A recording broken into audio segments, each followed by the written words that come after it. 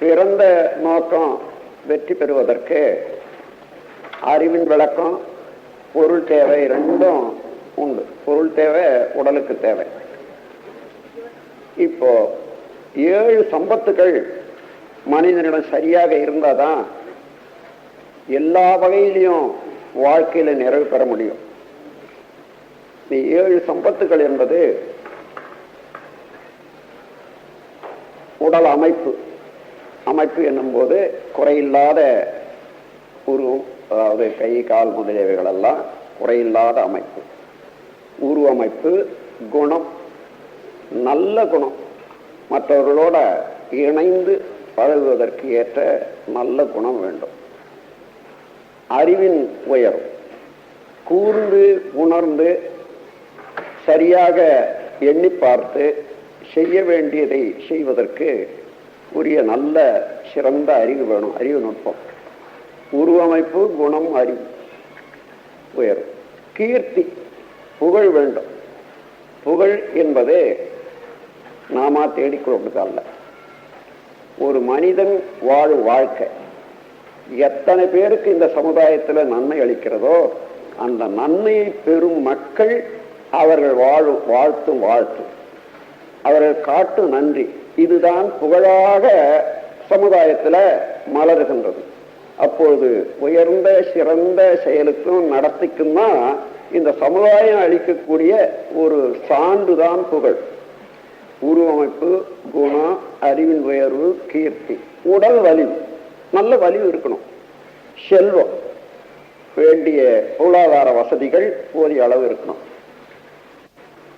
உருவமைப்பு, குணம், அறிவின் உயர்வு, செல்வம், கீர்த்தி, இவைகளெல்லாம் இந்த 7 சம்பத்துக்களும் சரியாக இருந்தாதான் ஒரு மனிதன் வாழ்க்கையில தங்குதடையின்றி எல்லாவற்றையும் சரிப்படுத்திக்க முடியும்.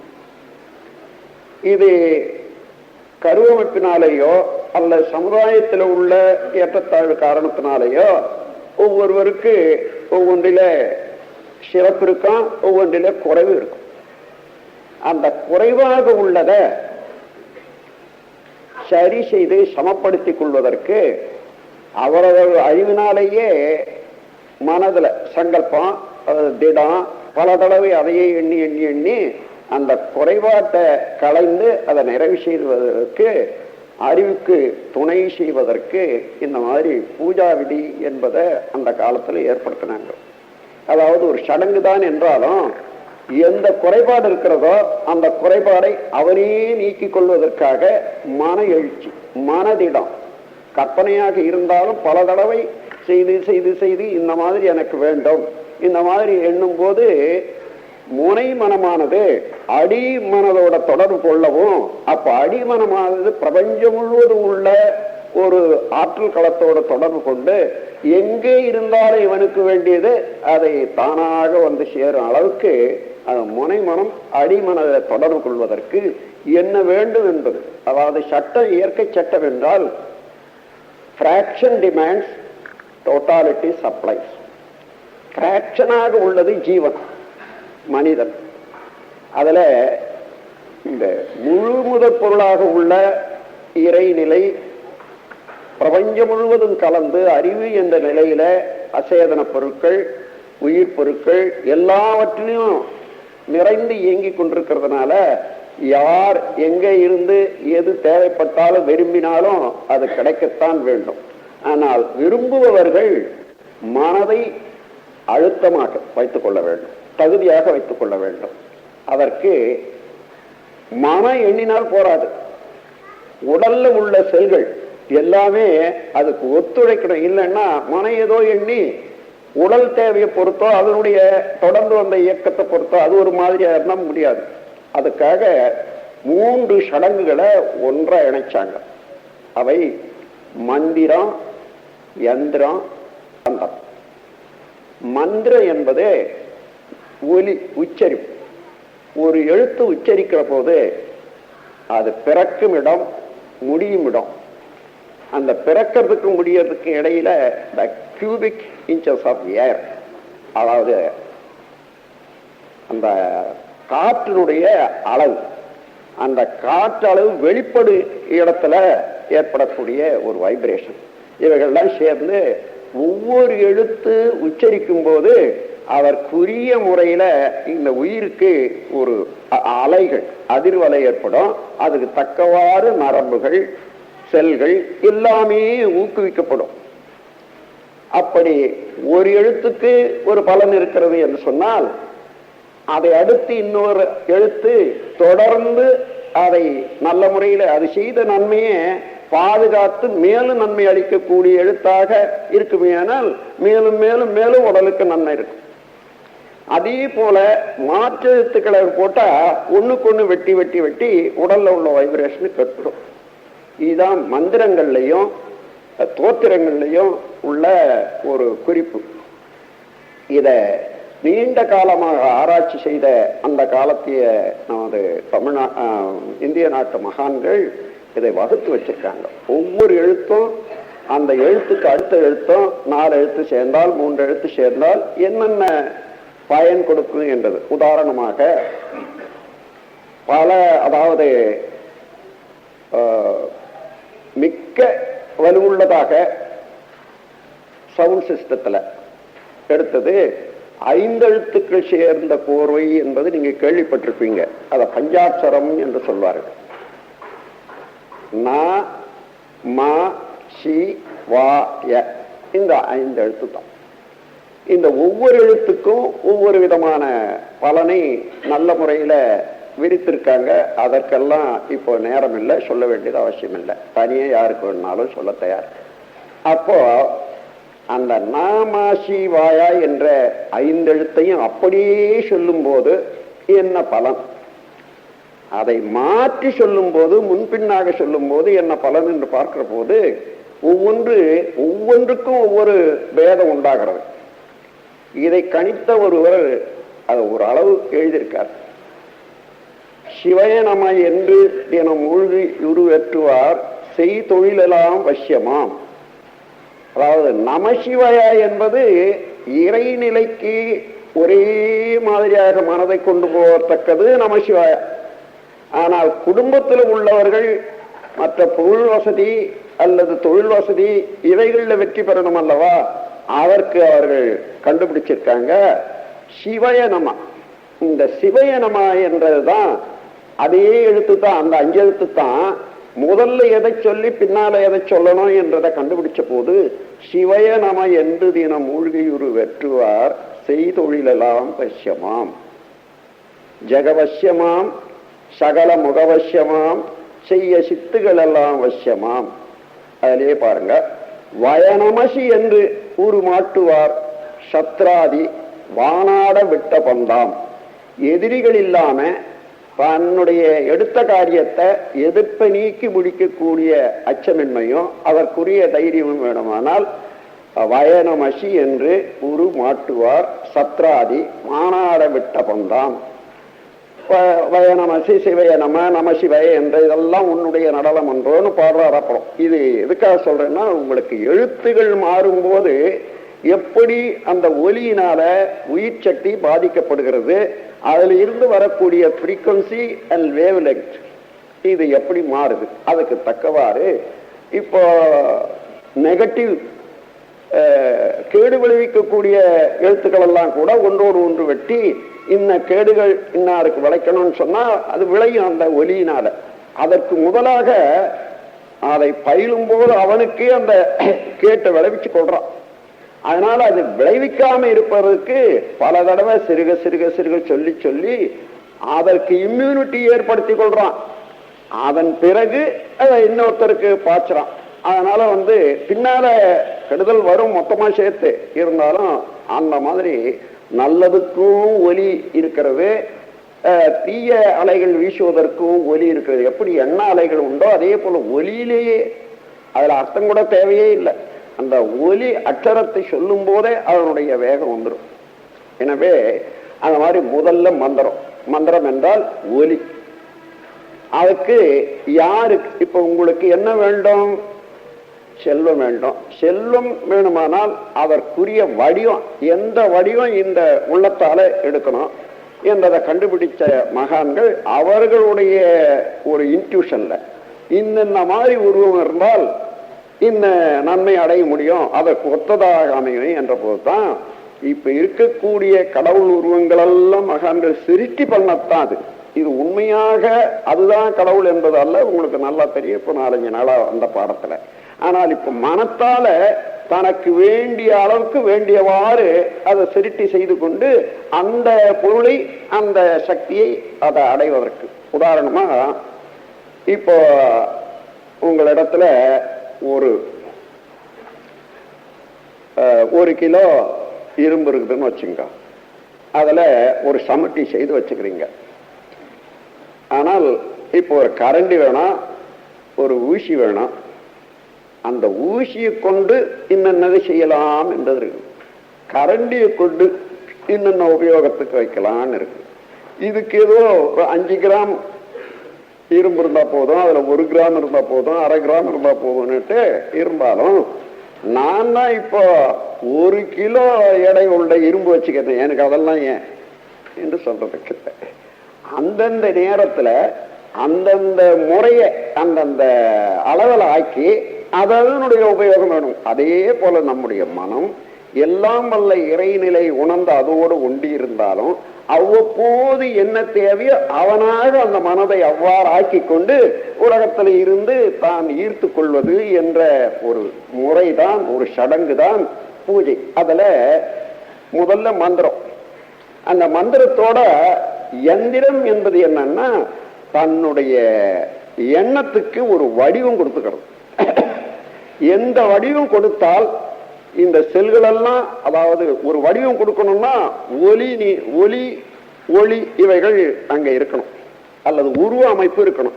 இந்த உருவ அமைப்பை நினைவால கொண்டு வர்றதுக்கு எத்தனை வைப்ரேஷன் தான் இன்ன உருவத்தை கொண்டு வர முடியும் என்றதை கண்டுபிடிச்சாங்க. ஆகையினால இந்த மந்திரத்துக்கு ஏற்றவாறு, அவனுடைய தேவைக்கு ஏற்றவாறு, அடைய வேண்டிய ஒரு நோக்கத்துக்கு ஏற்றவாறு இந்த உருவங்களை கற்பிச்சுட்டாங்க. அது அந்த உருவங்களை கற்பித்துக் கொண்டது சாதாரண எண்ணத்தால் இருக்கலாம், அது மறவாது இருக்கிறதுக்காக படமோ சிலையோ வச்சாங்களே தவிர சிலையெல்லாம் தெய்வமாகவோ அல்லது டெய்டியாகவோ அல்ல. அதாவது இவன் எடுத்த உருவத்தை மறவாது இருக்கிறதுக்கு அடிக்கடி பார்த்து அதே உருவத்தை, இது ஒரு மோல்டு மாதிரி இருக்கிறத அல்லது படம் இருக்கிறத ஒரு மோல்டு மாதிரி, ஒரு மோல்டு வச்சிருந்து லோகத்தை உருக்கி ஊத்துனீங்கன்னா அந்த உருக்கி ஊத்தின லோகம் அதே போல ஆயிடும்.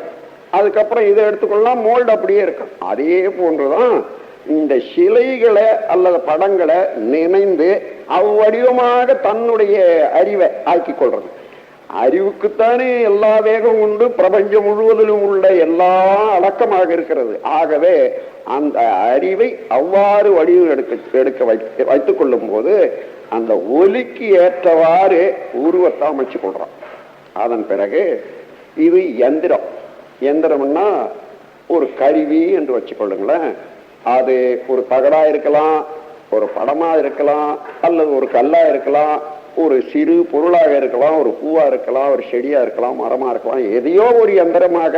ஆனால் எதை நாடுகின்றானோ அவருக்கு ஒத்த உருவமாக இருக்கணும் அந்த யந்திரம். அப்படி பார்த்துதான் ஏற்படுத்தி வச்சிருக்காங்க. அதற்கு பின்னால தந்திரம் என்று ஒன்று இருக்கிறது. தந்திரம் என்றால் ஒன்னும் ஆட்டோ சஜஷன் அல்லது பிரேயர். ஆட்டோ சஜஷன் இன்னது வேண்டிய எனக்கு இன்னது அடைவேன், ஏது குறிப்பாக இவனுக்கு குறைபாடு உள்ளதோ அதை அடைய வேண்டும் என்று அவனா அந்த இடத்துல சங்கல்பித்துக் கொடுவது. அந்த சங்கல்பித்த சங்கல்பம் அலையா வீசி அந்த பொருள் இருக்கக்கூடிய இடம், அந்த செயலை முடிக்கக்கூடியவர்களுடைய ஒரு எண்ணம் இவரோடு இணைந்து அதை வெற்றி பெற செய்வதற்கு உதவும் என்பதற்காக இப்பொழுது இந்த மந்திரத்தில் பாருங்க, ஹரிஓம் ஸ்ரீயும் ஐயங்கிலியும் சவுண்ட், இதெல்லாம் சவுண்டு தான், அதுக்கு அர்த்தமே இல்லை. அந்த ஒன்றுக்கு பின்னால ஒன்று அடுக்கி வச்சிருக்காங்க.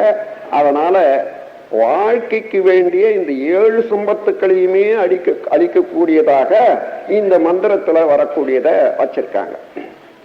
அப்போ அதை சொல்லியாச்சு. அறிவோம் ஸ்ரீயும் ஐயங்கிலியும் சவும் சந்திரலட்சுமி நமகா என்று சொல்லும் போது அந்த லட்சுமியினுடைய உருவம் பல வகையான நன்மைகளை அளிக்கத்தக்க ஒரு ஆற்றலை மனிதன் உள்ளத்துல அவன் எடுக்கக்கூடிய அறிவினால் எடுக்கக்கூடிய வடிவத்துக்கு ஏற்படுத்தும் என்றதை கண்டு அதை எடுத்தாச்சு. அதன் பிறகு இப்போ மந்திரம் ஆச்சு, யந்திரமும் ஆச்சு. அதுக்கப்புறம் தந்திரம் என்ன?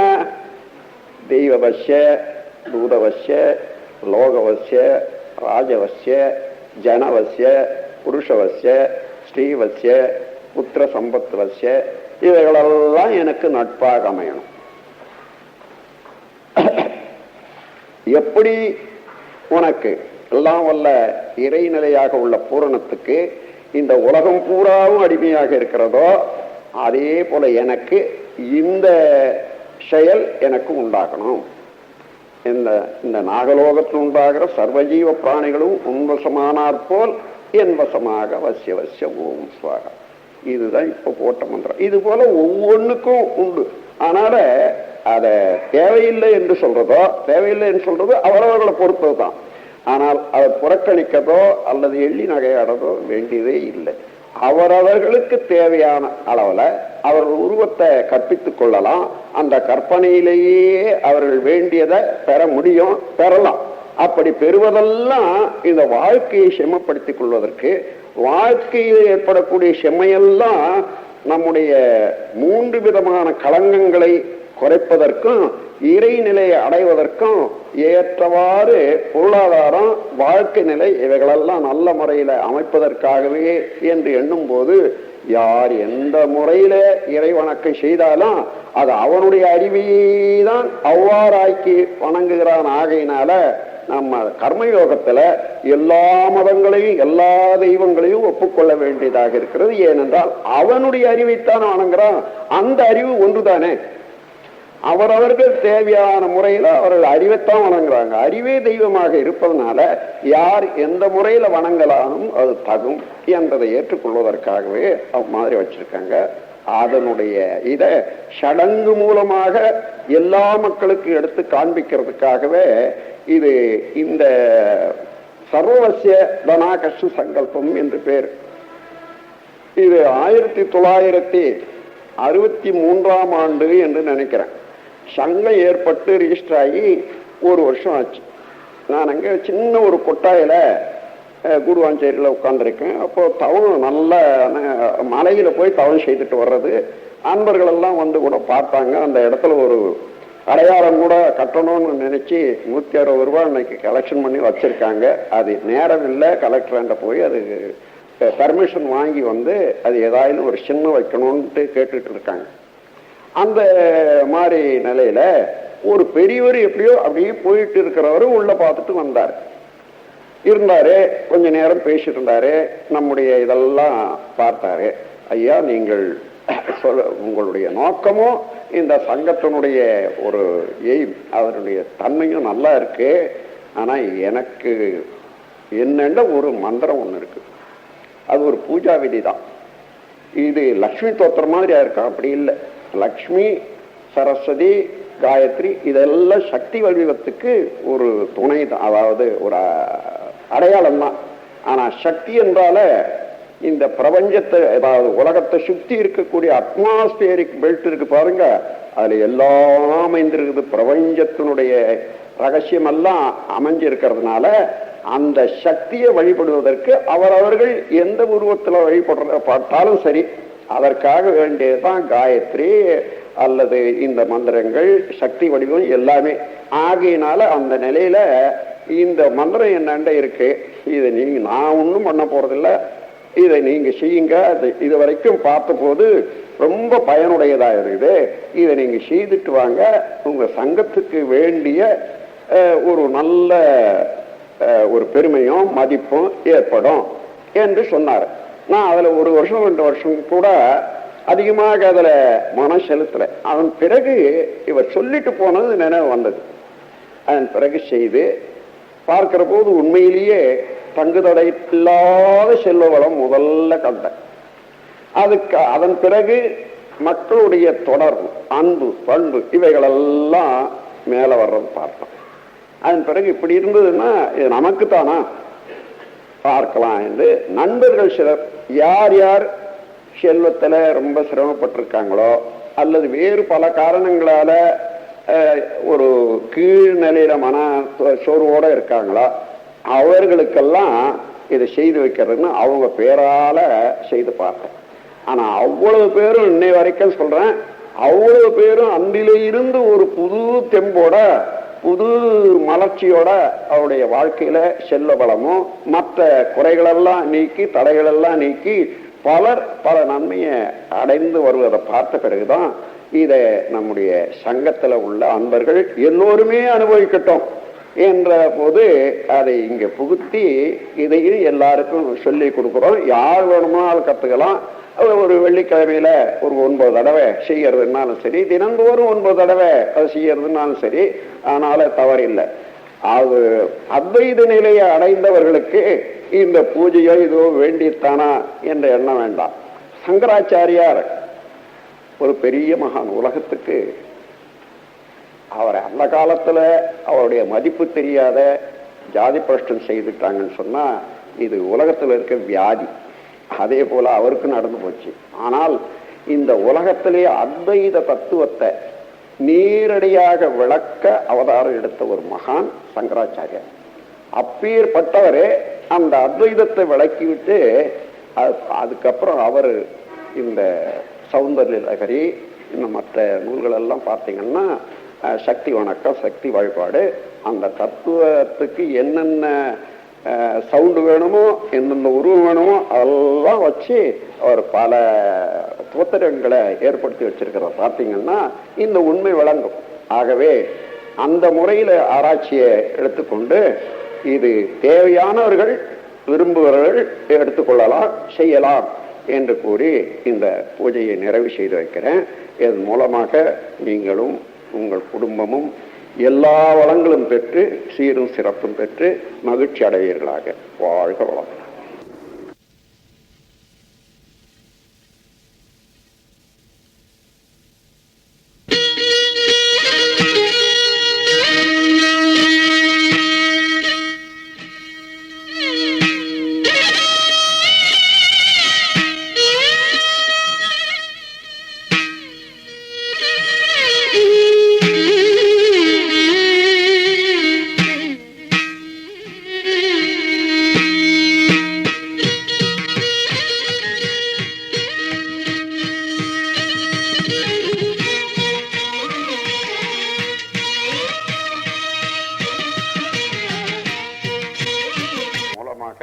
நீங்களும் உங்கள் குடும்பமும் எல்லா வளங்களும் பெற்று சீரும் சிறப்பும் பெற்று மகிழ்ச்சி அடைவீர்களாக. வாழ்க வளம். நாட்டை கடந்தேன், நாட்டை அடைந்தேன், கவலை தவிர்ந்தேன், உவகை மிகுந்தேன், வீட்டை புகுந்தேன், தேட்டமுது உண்டேன், வேத ஆகமத்தின் விளைவு எல்லாம் பெற்றேன். காட்டை கடந்தேன், நாட்டை அடைந்தேன், கவலை தவிர்ந்தேன், உவகை மிகுந்தேன், வீட்டை புகுந்தேன், தேட்டமுது உண்டேன், வேத ஆகமத்தின் விளைவு எல்லாம் பெற்றேன். ஆட்டை புரிந்தேன், அம்பலத்து ஓங்கும் ஐயர் திருவடிக்கு ஆனந்தமாக பாட்டை படித்தேன். படிக்கின்றேன், மேலும் படிப்பேன், எனக்கு படிப்பித்தவாறே.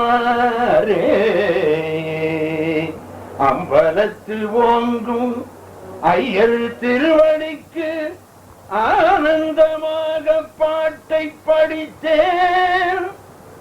ஆனந்தமாக பாட்டை படிக்கின்றேன், மேலும் படிப்பேன், எனக்கு படிப்பித்தவாறே. ஏ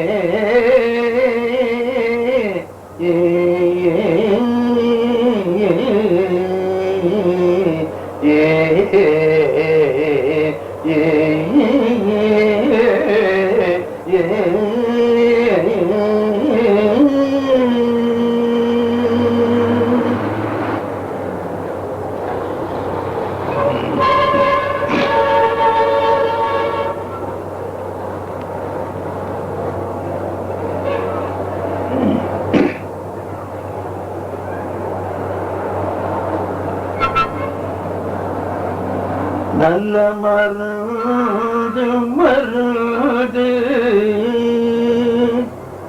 நல்ல மருந்து மருந்து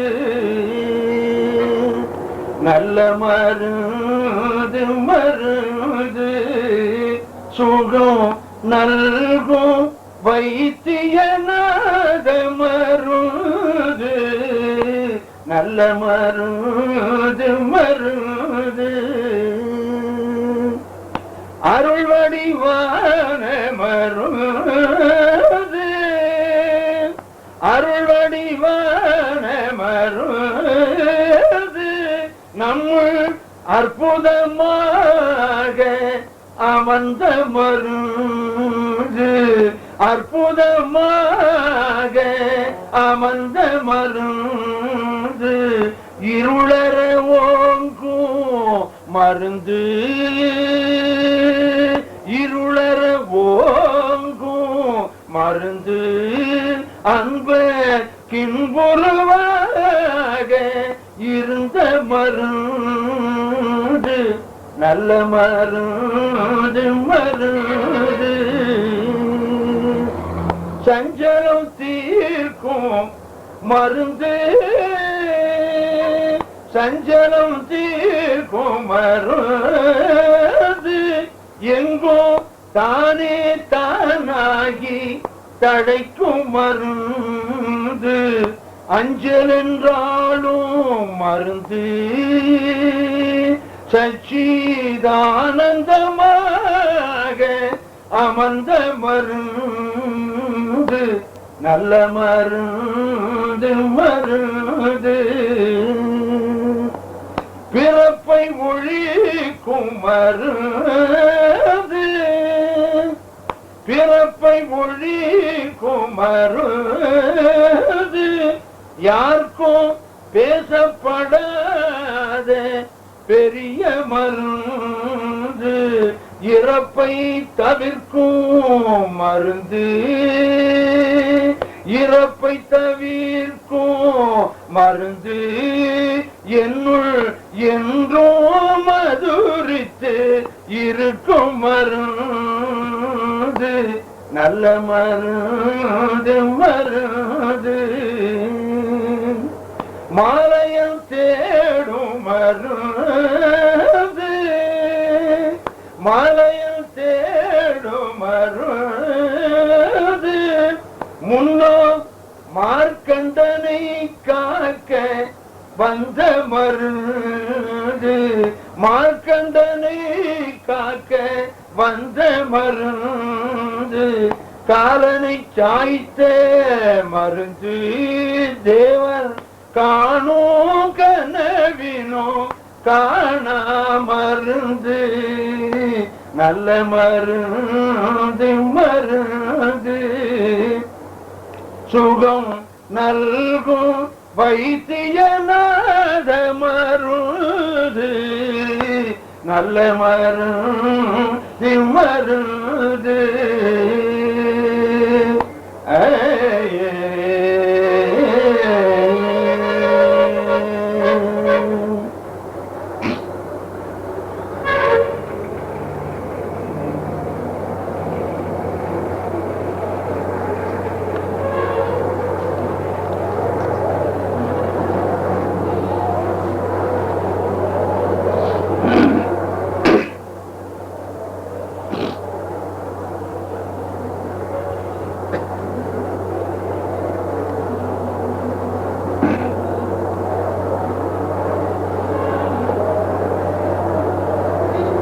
உதிக்கின்ற செங்கதில் உச்சித்திலகம் உணர்வு உடையோர் மதிக்கின்ற மாணிக்கம் மாதுளம்போது மலர்கமலை துதிக்கின்ற மின்கொடி மென்கடி குங்குமத்தோயமென்ன விதிக்கின்ற மேனி அபிராமி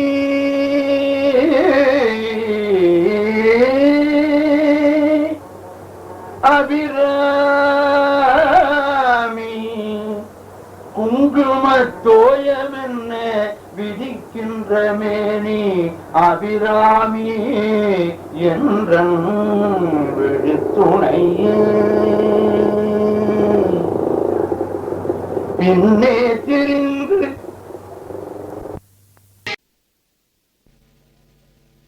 வாழ்க வளமுடன். 25/12/85 பொள்ளாச்சி மகாத்மா காந்தி பெற்ற மறைபொருள் தெளிவு பயிற்சியின் போது மறைபொருள் தெளிவு பயிற்சியின் நோக்கம் குறித்து அருட்தந்தை யோகிராஜ் வேதாத்ரி மகரிஷி அவர்கள் அருளுரை வழங்குகிறார்கள். சிந்தை இடக்கியே சும்மாவிருக்கின்ற சீரறியை செய்து கொள்வேன். அந்த நிலை தனிலறிவு அசைவற்றிருக்க பெரும் ஆனந்தங்க. இந்த பெரும் உலகமிஷி எடுத்த பல பிறவிகளில் இறுதி பயனாகிய சந்ததமும் என்னை மறவாத சாந்த வாழ்வழித்தோய் என் சந்தோஷ செய்தி. அறிஞர் பெருமக்களே, அன்பர்களே,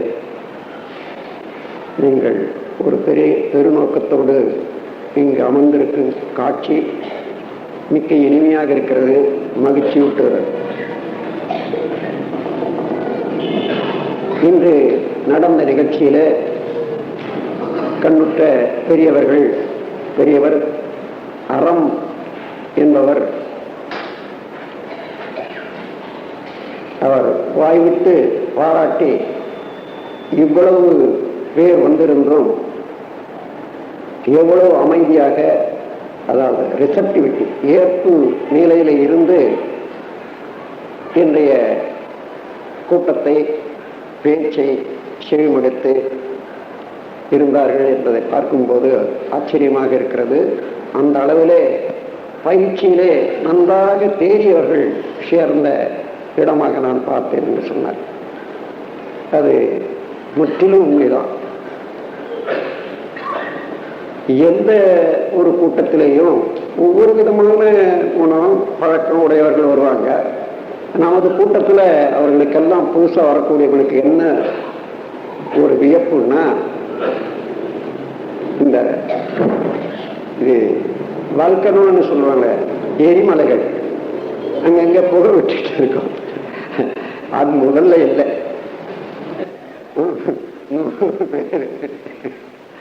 அது இல்லை.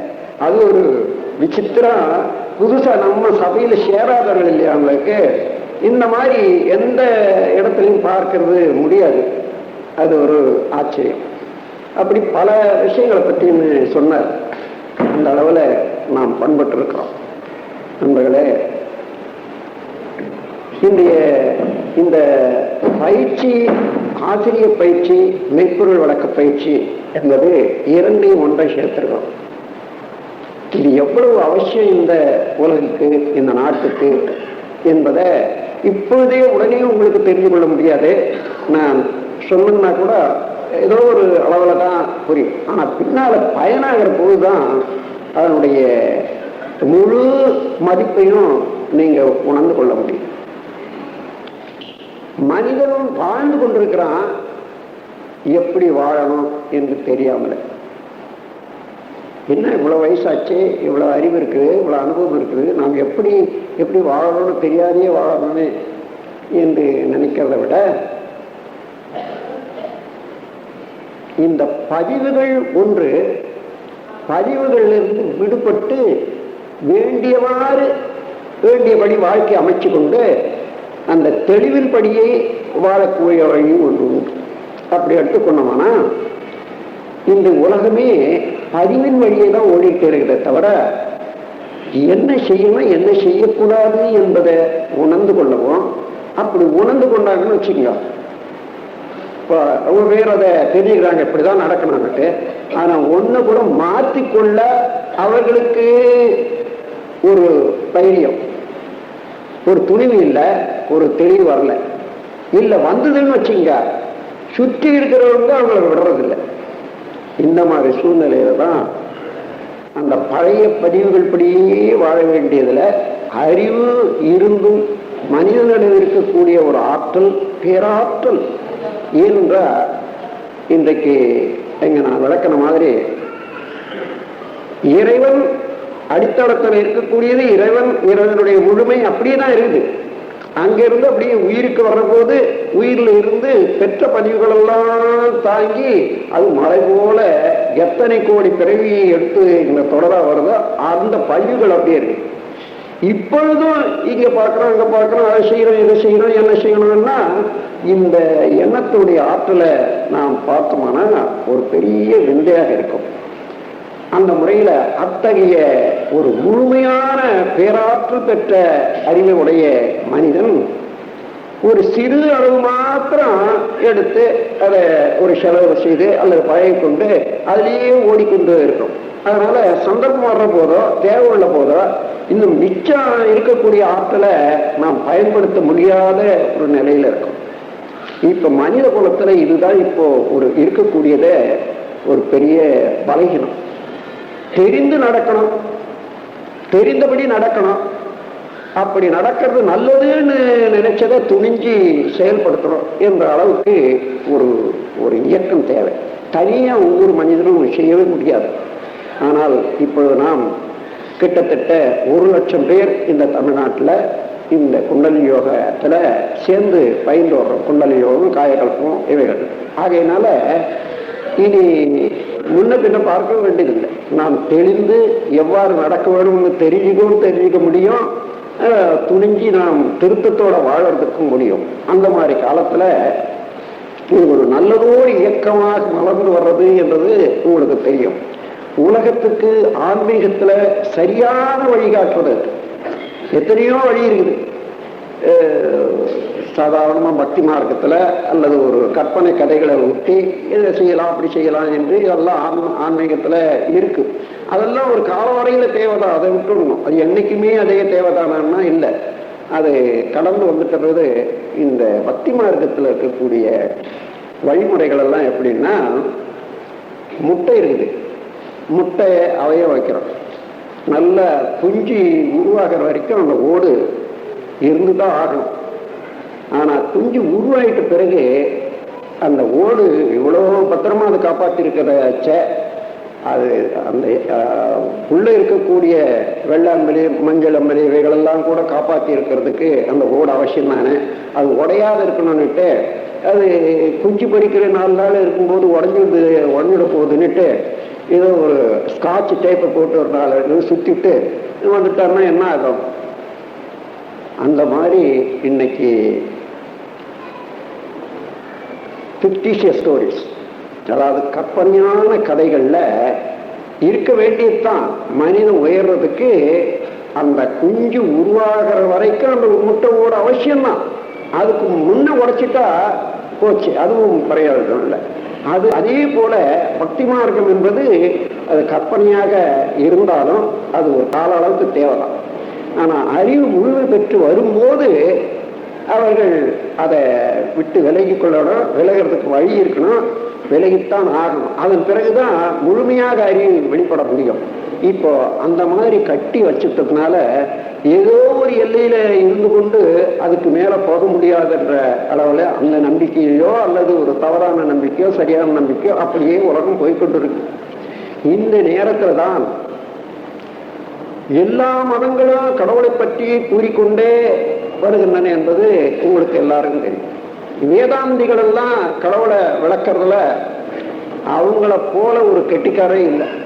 அவ்வளோ ஒரு வேதாந்தி சொல்றாரு, தன்முனைப்பு கூடுவதற்கு தெய்வ வழிபாடு வேணும் என்ற ஒரு இதை ஒரு சொற்பொழிவை நான் 101 தடவை செய்துட்டேங்க அன்னிட்டு அவர் பேசும்போதே அந்த தன்முனைப்பு மேல குதிரை மேல இருக்கிற மாதிரியே பேசுறாரு. அந்த அளவுல தான் அந்த தன்னுழைப்பை பத்தி பேசியிருக்காருன்னு வச்சுக்கலாம். அந்த மாதிரி எந்த பொருளை பற்றி அவங்க நினைக்கிறாங்களோ பேசுறாங்களோ அதற்கும் வாழ்க்கைக்கும் சம்பந்தம் இல்லாமலேயே போய்கொண்டிருக்கும். அந்த நிலை மாறி எந்த தொழில் செய்தாலும் சிந்தனையோட தொழில் செய்யணும், எந்த செயல் செய்தாலும் சிந்தனையோட இருக்கணும். அதனுடைய வரவு செலவுன்னா நான் வாழ்ந்து கொண்டிருக்கோம், ஒரு ஆக்கம் இருக்கணுமே இல்லையோ. இந்த வாழ்க்கையினுடைய ஒரு நோக்கம் தெரியணும், நாம் எங்க இருக்கணும், நம்மாண்ட என்ன இருக்குதுன்னு முதல்ல பார்க்கணும். இவர்களை பயன்படுத்தக்கூடிய நிலை தெரிஞ்சு பயன்படுத்தணும். அதை அந்த முறையில தெரிந்து வழி தெரிந்து வாழ்வதற்கு நம்மிடம் உள்ள அறிவு பொக்கிஷத்தை பயன்படுத்துவதற்கு இந்த உலகுக்கு ஆத்மீக வளர்ச்சி தேவை. இந்த தேவையை நீங்க எல்லாரும் ஒப்புக்கொள்வீங்கன்றதுல எனக்கு சந்தேகமே இல்லை. இது வரையில நம்முடைய நாட்டில் தோன்றிய மகான்கள் பலர் ஒவ்வொரு வகையிலையும் இறைநிலையை பற்றியும் அது மனிதனுடைய வாழ்க்கை பற்றியும் தெரிவிச்சிருக்காங்க. ஆனாலும் இன்னும் சரியானபடி நமக்கு பயன் கிடைக்கல. காரணம் என்ன என்றால் அவங்க எழுதுறதுல தப்பு இல்லை. வாகனம் வைத்திய நூல் வாகனம் ஒன்று கிடைச்சதுன்னு வாங்கி வச்சுட்டீங்க. அதுல எல்லா மருந்து இருக்குது, எல்லா மூலிகையும் இருக்குது. ஆனா குழந்தைக்கு ஏதாவது உடம்பு சரியில்லைன்னா இந்த வாகனத்தை வச்சுட்டு என்ன பண்றது? அது வைத்தியர்கிட்ட தான் போகணும். அன்றைக்கு உள்ள அனுபவத்தோட தேர்ந்தெடுக்கக்கூடிய ஒரு பயிற்சி, தெளிவு, அனுபவம் வைத்தியர்கிட்ட தான் இருக்கு. அதனால அவர்கிட்ட தான் போகணும். அந்த முறையில தெரிஞ்சு வாழணும்னு சொன்னா பயிற்சி மூலமாக வாழ்க்கையில பயன்படுத்தி பயன் கண்டு அதன் மூலமாக தெரியணும். இதுவரையில போதனை மார்க்கத்தை தான் நம்ம பார்த்தோமே தவிர சாதனை மார்க்கத்தை இன்னும் காணல. இப்போது நாம் சாதனை மார்க்கத்துக்கு வந்திருக்கிறோம். சாதனை மார்க்கம்னா சித்தாந்தம், சித்தர்கள் காட்டிய முறை சாதனை மார்க்கம். இந்த சாதனை மார்க்கத்துல எப்படி மனதை சரிப்படுத்திக் கொள்வது, எப்படி உடலை நல்ல மாதிரி வச்சுக்கிறது, அதன் பிறகு வாழ்வை சரிப்படுத்திக் கொள்வது என்றதை அவர்கள் நல்ல முறையில காட்டியிருக்காங்க. அதான் நம்ம எடுத்திருக்கோம். இதுதான் கர்மயோகி என்ற தலைப்பை கொடுத்து அத உலக சமயம் என்ற ஒரு பெயரால பரப்புறதுக்கு இன்னைக்கு நாம் தொடங்கி இருக்கோம்னு வச்சுக்கலாம். இது உலகம் முழுவதும் நல்ல முறையில தலைக்கு என்பது எனக்கு தெரியும். ஏன்னா நான் பல நாடுகள் போய் வந்ததுனால அந்தந்த நாட்டு சில நாடுகளே போனாலும் கூட ஒவ்வொரு நாட்டிலையும் பல நாட்டு மக்களை சந்திக்கக்கூடிய வாய்ப்பு பெற்ற அந்த வாய்ப்புல அவர்கள் பேசும் பேச்சு, அவர்களுடைய நம்முடைய தத்துவங்களையும் அல்லது தவமுறைகளையும் அவர்கள் எந்த அளவுல மதிக்கிறாங்கன்றதை பார்க்கிற போது உலகுக்கு இந்த குண்டலினி யோகம் எவ்வளவு தேவை என்பதை எனக்கு நல்லா அறிஞ்சிருக்கு. அதை கொண்டு பார்த்தா இந்த உலகத்துக்கு ஆயிரம் பேராக வேண்டியதாக இருக்கு. ஆசிரியர்கள் தேவை. சாதாரணமா ஏதோ ஒரு இனிஷியேஷன் பெற்றுக்கொண்டோம், நம்ம பயிற்சி செய்தோம்னா போராது. முழுமையாக அந்த இனிஷியேஷன்ல இந்த மாதிரி தான் இந்த சக்தி மேல இருந்து கீழே வர்றதுக்கு இந்த மாதிரி இருக்கு, இந்த இடம் இப்படி, இந்த சென்டர் எந்த அளவில் இருக்கு, இப்படி செய்யணும், அதிகமாக தலைபாரம் வந்தா இந்த மாதிரி தவம் செய்யணும் என்று தெரிந்து கொள்வதற்கும், நம்முடைய எண்ண அலைகள் வரம்பு மீறி ஓடும்போது என்னென்ன மாதிரி குணாதிசயங்கள் எல்லாம் மாறுது, அந்த குணாதிசயங்கள் எல்லாம் ஒரு விழிப்பு நிலையோட எப்படி நாம் அதை சரிப்படுத்தலாம் என்ற போது அதை சப்ளிமேஷன் சொல்லுவாங்க. நல்ல முறையில வழிபடுத்தல். அந்த பயிற்சியெல்லாம் நம்முடைய ஸ்கை தவத்துல தான் இருக்குது. சிம்பிளிஃபைட் குண்டலினி யோகா என்ற இந்த தவத்துல மனவள கலையில தான் முழுக்க வச்சிருக்கோம். இதையெல்லாம் வச்சு இப்ப இந்த உலகுக்கு ஒரு புதிய தெளிவான பாதையை காட்டுவது அவசியமா இருக்குது. முதல்ல நாம் தெரிஞ்சுக்கணும், நாம பண்பட்டு பயனடையணும். அந்த பயனை அடைஞ்ச பிறகு நாம் மற்றவர்களுக்கும் தெரிவிக்கணும். இந்த ஒரு கருத்தோட தான் நம்ம உலக சமுதாய சேவாசனம் செயல்பட்டு வருது. அந்த செயல்ல நீங்கள் எல்லோரும் பங்கேற்றுக் கொள்ளணும் என்ற ஒரு உறுதிப்பாடோடு அந்த கூட்டுறவோடு நீங்க வந்திருக்கீங்க. இப்போ நாளையிலிருந்து இந்த பயிற்சிகள் நடக்க போறது என்ன என்றால், இந்த உடல்ல இருக்கக்கூடிய ரகசியங்கள் எவ்வளவு எண்ணிறந்த ரகசியங்கள். இவங்களை நீங்க அறிய அறிய அறிய ஒரு ஆனந்தமா இருக்கும். ஆனா மற்றவர்கள் போல ஏதோ புத்தகத்தை வச்சுட்டு போட்டு சொல்லிட்டு போறது என்றது அல்ல. நான் நேரடியாக உங்களோட பேச போறேன். எந்த முறையில நான் உணர்ந்தோனோ அதே முறையில நீங்களும் உணர்ந்து கொள்வதற்கு ஏற்ற முறையில ஒவ்வொரு விளக்கமும் கொடுக்க போறேன். இந்த பிரபஞ்சம் தோன்றிய காலம் தொட்டு எப்படி எப்படி வளர்ந்து எப்படியாகி மனித வரைக்கும் வளர்ந்திருக்கிறது என்ற தத்துவத்தை தெளிவாக எந்த நேரம் அப்படி நின்று கண்ணை மூடிக்கிட்டு நீங்க நினைச்சு பார்த்தாலும் அவ்வளவு ஒருங்கிணைப்பாக தெரியக்கூடிய அளவுல நீங்க விளக்கம் பெறலாம். அப்படி பெற்ற விளக்கத்தின் அடியில வச்சு பார்த்தீங்கன்னா எந்த இடத்துல என்னென்ன சங்கடங்கள் இருக்குது, என்ன காரணம் அப்படி தெரிந்து கொண்டு எல்லாவற்றையும் உடனே போய்க்கிட முடியும்னு இப்போ நினைக்கிறோம். ஏன்னா அது தெரியாதனால்தான். மனதனுடைய நிலை தெரியாத, உடலினுடைய நிலை தெரியாத, சமுதாயத்தினுடைய அமைப்பு தெரியாத ஏதோ ஒண்ணு இது நல்லதுன்னு தெரிஞ்சிட்டுனா அப்படியே மாத்திடலாம் உலகத்தை நினைப்பாங்க. அதெல்லாம் முடியாது.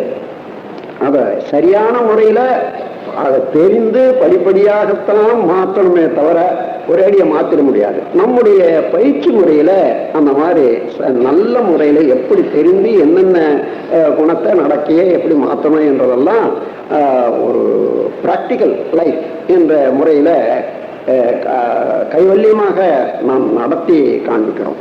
இந்த முறையை நான் நாளையில இருந்து முதல்ல தெய்வத்துக்கும் மனிதனுக்கும் உள்ள சம்பந்தம் என்ன, அதுக்கு இடையில என்னென்ன தத்துவங்கள் எம்மாதிரியாக இணைந்து இருக்கின்றன என்றதை இந்த ஒரு 6 நாள் பயிற்சிக்கு பின்னால இன்றைக்கு இருக்கக்கூடிய மனநிலையில உங்களுக்கு நீங்க பல தடவை என்னுடைய கருத்துக்களை படிச்சு இருப்பீங்க, ஆராய்ச்சி இருக்கீங்க, நேரடியாக பயிற்சிக்கும் வந்திருக்கலாம். ஆனாலும் இந்த 6 நாள் பொறுத்த பிறகு உங்களுடைய உள்ள எந்த அளவு திறந்து உங்களுடைய அறிவு பொக்கிஷம் எந்த அளவுக்கு உயர்ந்து வருது என்றதை நீங்களே உணரலாம். அந்த முறையில ஒவ்வொரு நாளும் பாடம் நேர்முகமாக எந்த எந்த அளவில் நம்முடைய உள்ளத்தை பெருக்கிக் கொள்ளணுமோ அந்த முறையில இங்கே பாடங்கள் நடக்கும். பாடங்கள் நடந்த பிறகு ஒரு சந்தேகம் என்பது எல்லாருக்கும் பொதுதான். அது விளங்கிக் கொள்ளணுன்ற முறையில எவ்வளவு நீங்க ஆர்வத்தோடு விளங்கிக் கொள்ளணும் என்ற சந்தேகத்தை கேள்விகளாக நீங்க கேட்டாலும் அது உங்களுக்கு மாத்திரம் அல்ல, மற்றவர்களுக்கு கூட பயன்படும். அது உங்களுக்கு தெரிஞ்சு கூட இருக்கலாம். பதில் நீங்க சில சமயம் கேட்கலாம். நான் அந்த மாதிரி பார்த்திருக்கேன். ஒருத்தருக்கு தெரிஞ்சிருக்குது, அது கேட்கிறார். அது ஏன்னா மற்றவங்க கேட்டா எப்படி சொல்றதுன்னு தெரியல அவருக்கு. அதனால அந்த கேள்வியை கேட்டு அவர் பிறருக்கு நல்லா விளக்கணும்ன்ற ஆர்வம் இருக்கிறது. அதை நல்ல முறையில விளக்கிறதுக்கு இவங்க எப்படி சொல்றாங்க அதுல இருந்து நான் ஆகையினால எந்த விதத்திலையும், அதாவது ஒரு இந்த கலிபோர்னியாவில் ஒரு வக்கீல் இருக்காரு, அட்டார்னி. அவர் நம்முடைய சிஷ்யர். அவர் சொல்வாரு, எவ்வளவு பேர் என்ன மாதிரி கேள்வினாலும் நீங்க கேட்கலாம் சாமிக்கு. there is no stupid question, there is a stupid answers in the world. அதாவது கேள்வியில எதுவுமே கெட்டது அல்லது மூடத்தனம்னு சொல்றதுக்கு இல்லை. விளங்கிக் கொள்ள வேண்டும் என்ற கேள்விதானே வருது. அதனால அதுல ஒன்றும் தப்பு இல்லை. ஆனா அதுக்கு பதில் கொடுக்குற ஆளுங்க இருக்காங்களே, அதுலதான் இருக்கு மிஸ்டேக்னு சொல்லி சொல்லுவாரு. அது போல கேள்வியில எப்படி கேட்கறது, கேள்வி கேட்கறதுக்கு அச்சப்படுறதுல 2-3 காரணம் கண்டுபிடிச்சேன். இதுவரையிலுமா இந்த கேள்வி பதில் செய்ய தெரியலன்னுட்டு மற்றவங்க நினைச்சுக்காம என்னமோ கேள்வி கேட்கறதுக்கு அது எங்கே அது கேள்வி இருந்தாலும் கூட அடங்கி நிற்கிறது. அதுக்கப்புறம் இன்னும் கொஞ்சம் படி போய் சாமிக்கு போய் நாம போய் கேள்வி கேட்கலாமா என்று அந்த ஒரு எண்ணம். இந்த 2மே வேண்டாம். சாமிஜி எங்கேயும் வந்துடல, எல்லாம் நீங்க எப்படி வந்தீங்களா அப்படியேதான் நானும் வந்திருக்கேன். உங்களோட கூட குடும்பத்தோட எல்லாம் அரிசி பருப்பு வேலை தெரிஞ்சு எல்லாம் வாழ்ந்துக்கிட்டு தான் இருக்கக்கூடிய இடத்துல நானும் இருக்கேன். அதனால தனியா ஒண்ணும் இல்லை. அந்த மாதிரி சாமிஜின்னா ஒண்ணுமே தெரியாது. அவங்க நம்ம குடும்பத்துல படுற கஷ்டம் அவங்களுக்கு யாருக்கு என்ன தெரியும்? ஒண்ணு தெரியாது. நான் எனக்கு எல்லாம் தெரியும். அது ஒரு சம்சாரத்துக்கு 2 சம்சாரம்னா எவ்வளவு தெரிய முடியாது. அதனால 2000 குடும்பங்கள் தறி வச்சுக்கிட்டு அந்த குடும்பங்களுடைய பொறுப்பெல்லாம் ஏற்று ஒரு 10 ஆண்டு காலம் இருந்தேன்னு சொன்னா நல்ல சைக்காலஜில ரொம்ப பேச்சு தான் இருக்கணும். ஆகையினால அப்படியெல்லாம் பார்த்து வர்ற போது இவ்வளவு இலை, அதாவது ஊடு போடுற இலையில பாவு எல்லாத்துலயும் போட்டு தானே இருக்கும். அந்த மாதிரி சிறு பொருள்ல இருந்து எனக்கு எழுந்த எண்ணம் மூணு. உயிர் என்பது என்ன, கடவுள் என்பது என்ன, வறுமையே அல்லது கஷ்டம் ஏன் உலகத்துல இருக்கு, இது சின்ன பொருள்ல இருந்தே வந்துருக்கு. அது என்னுடைய தந்தையார் ஒரு கவி சொல்லி கொடுத்தாரு. ஒரு 7 வயசுல அவர் தறி நச்சுக்கிட்டே இருந்தாரு. நான் பக்கத்துல உட்கார்ந்துட்டு இருப்பேன். இந்த ஒரு கவி சொன்னாரு. அது இன்னமும் எனக்கு இப்போ அப்படியே அந்த ஆடுவாயில உட்கார்ந்துட்டு நான் கேட்டது அப்படியே தெரியுது. இன்னைக்கு கிட்டத்தட்ட 67 வருஷம் ஆச்சுன்னு வச்சுங்களேன். அது என்னன்னா, ஒருவனே தான் தெய்வம் இல்லை, வேறே இல்லை, உயிரெல்லாம் ஒன்றாமே, ஒருவனே தெய்வம் அன்றி வேறே இல்லை, உயிரெல்லாம் ஒன்றாமே உற்று பார்த்தார், கருவிடமே வித்து முதல் உலகம் ஆச்சு, கைரவனால் உலகெல்லாம் விளங்க நிற்கும், உருவான நட்சத்திரங்கள் 27 உள்ளபடி நடக்குமல்லால் வேறே இல்லை, பரிமளமே திருவல்லிக்கேணி வாழும் பார்த்தனிட சாரதியை பணிவாயனும் பார்த்த சாரதி மாலையில முதல் பாட்டு இது. அந்த காலத்துல பார்சாதி மாலை காலனா. அந்த புத்தகம் இப்போ என்ன விலை இருந்தாலும் அது கிடைக்குமானா படிக்கிறவங்க யாரு, படிக்கிறவங்க இருந்தால் தானே திரும்பி அந்த புத்தகம் போடுவாங்க. நல்ல அந்த சதகங்கள் எல்லாம் அந்த காலத்துல, சதகம்னா 100 பொருட்கள் கொண்டது, 100 அடிகள் வச்சு 100 கவிகள் இருந்ததுன்னா அது சதகம்னு சொல்லுவாங்க. 10 இருந்தாலும் பதிகம்னுவாங்க. அதனால நடராஜ பதிகம் அதெல்லாம் 10 இருக்கும். இது சதகங்கள் எல்லாம் இப்ப எங்கேயோ மறைஞ்சு போச்சோ என்னவோ தெரியல, எங்கேயும் நான் பார்க்க முடியல. நானே இந்த சதகங்கள் இருக்கிற இடத்துல போறதே இல்லைல்ல, அதனால தெரியல. தெரிஞ்சா இந்த சதகங்களை வாங்கி பாருங்க, எவ்வளவு அறிவுரைகளை அடிக்கடி வச்சிருப்பாங்க. ஒரு அண்ணாமலை சதகம்னுட்டு ஒரு சதகம், அது நீங்க மற்ற சதகங்கள் கூட அரப்பளீஸ்வரர் சதகம், தண்டலையார் சதகம் எல்லாம் கூட நீங்க கேள்விப்பட்டிருக்கீங்க. ஆனா அண்ணாமலை சதகம்னு இப்ப ஒண்ணு இருக்குது. அது அருணாச்சல புராணத்துல இருக்கும், இருந்தா நீங்க படிச்சு பாருங்க. எவ்வளவு அறிவுரைகள் ஒவ்வொரு கவியிலையும் அடங்கியிருக்குன்னு சொன்னா, நம்முடைய பிறப்பு எப்படி உற்பத்தி ஆகுது, இந்த ஒவ்வொரு மாதத்தினுடைய வளர்ச்சி என்ன என்றெல்லாம் கூட அந்த சதகத்துல இருக்கு.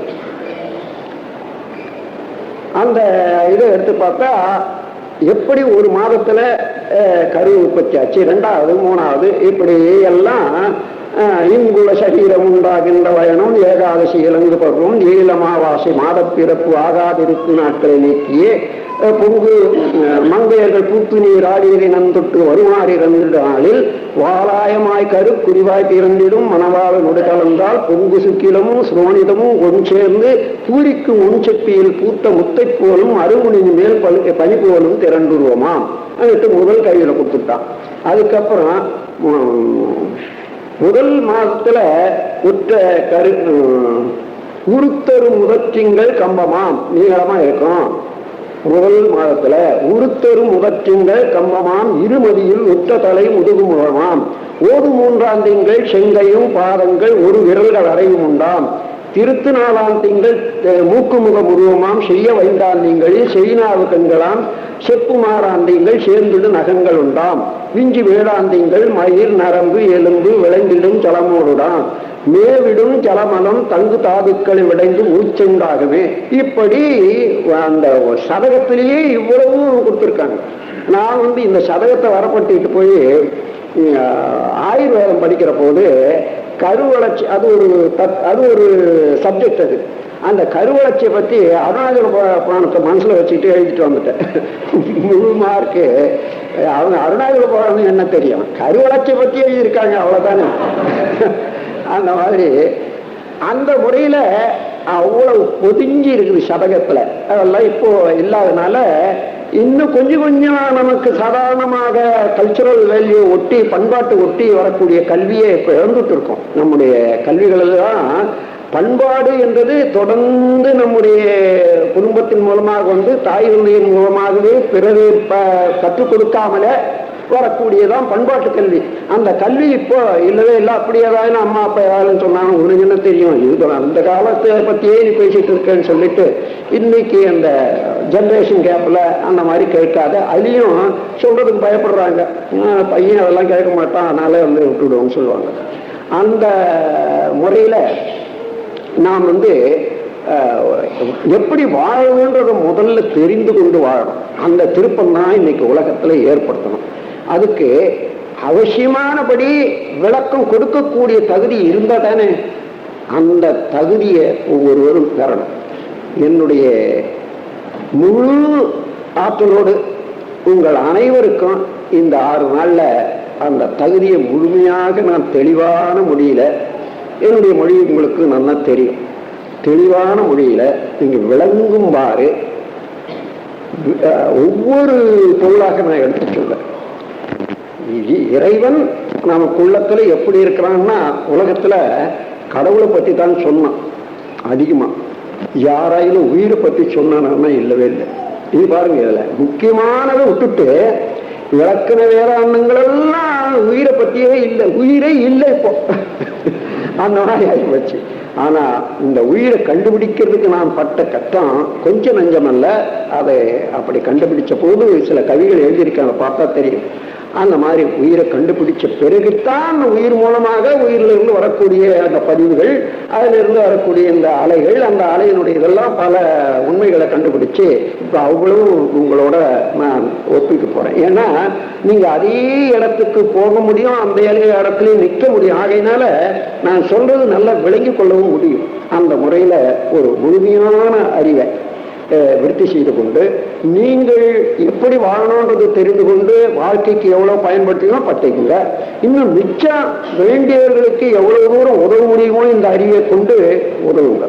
அந்த அளவில் நீங்க ஒரு பூரணமாக அறிவில் தெளிந்து ஒரு தெளிவோட இன்றைக்கு தான் எனக்கு நல்லா தெளிவா தெரிஞ்சிருது.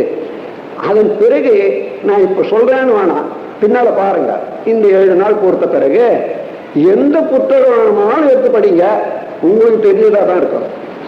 அல்லது அந்த புத்தகத்துல இந்த இடத்துல அவன் தப்பு செய்யறான்னு கூட தெரிஞ்சுக்கலாம். அந்த அளவுல எல்லா நூல்களுடைய ஒரு அர்த்தத்தையும் புரிஞ்சிக்க முடியும், வேதாந்தமானாலும் சரி சித்தாந்தமானாலும் சரி. அதனால அது முதல் பொருளை தெரிந்து கொண்டாலே மற்ற பொருளெல்லாம் அது தெளிவாக வரும். ஆகையினால அந்த முறையில நல்ல ஒரு பொறுப்புள்ள பாடங்களாக நாம் தேர்ந்தெடுத்து நாளையிலிருந்து நீங்க படிக்க போறீங்க. இது பாடங்கள் முக்கியம். அதன் பிறகு பயிற்சி எப்படி ஒருவருக்கு இந்த குண்டலினி சக்தி ஏற்றுவது இறக்குவது என்ற போது கைப்பயிற்சி நல்ல முறையில ஓடுறது தெரியணும். அதுக்கு போதிய பயிற்சி வேணும். அதனால காலையில மாலையில ஒவ்வொரு நாளும் எப்படி பிறருக்கு உபதேசம் செய்யறது என்றதை நல்ல ஒரு பயிற்சியை நாங்கள் கொடுக்க போறோம். நான் இங்க இருந்து காண்பிக்கிற போது நீங்க செய்யலாம். அதே நேரத்தில் உங்களுக்கு ஆசிரியர்கள் தேர்ந்த ஆசிரியர்கள் சில நாளைக்கு உங்களுக்கு ஒத்தாசையாக கொடுப்பேன், அங்கங்கே இருப்பாங்க. அவர்களும் பார்த்து நீங்க எப்படி எப்படி கையை அசைக்கணும், கையை தூக்கணும், கையை இறக்கணும்ன்றது நீங்க நல்ல ஒரு 4 தடவை பயின்றிட்டீங்கன்னா சரி, நானும் இனிஷியேஷன் பண்ண முடியும் என்ற ஒரு தெளிவோட நம்பிக்கையோட இந்த காந்தி மண்டபத்தை விட்டு இந்த 7வது நாள் வெளியேறணுன்ற ஒரு நல்ல ஒரு நல்ல ஒரு நம்பிக்கையும் ஏற்படுத்துறேன். இந்த முறையில ஒரு பெரிய காரியத்தை இந்த உலகுக்கு சாதிக்க நீங்க வந்திருக்கிறீங்கன்றதை மறக்க வேண்டாம். நாம் பிறந்தவருடைய நோக்கத்தை அடையிறதுக்காகவும் அதே போல அதை அடைய முடியாத இருட்டில் தவித்து கொண்டிருக்கிறவர்களுக்கு விளக்கெடுத்து காண்பிக்கக்கூடிய ஒரு ஒத்தாசைகிறது போலையும் உங்களுடைய வாழ்வும் உங்களுடைய பயிற்சி அமையட்டும் என்று சொல்லி நீங்களும் உங்கள் குடும்பமும் சீரோடு சிறப்போடு வாழணும் என்று எல்லாம் வல்ல இறைநிலையோடு என் மனதை இணைத்துக் கொண்டு வாழ்க வளமுடன் என்று வாழ்த்தி உரையை முடிக்கிறேன். வாழ்க வளமுடன்.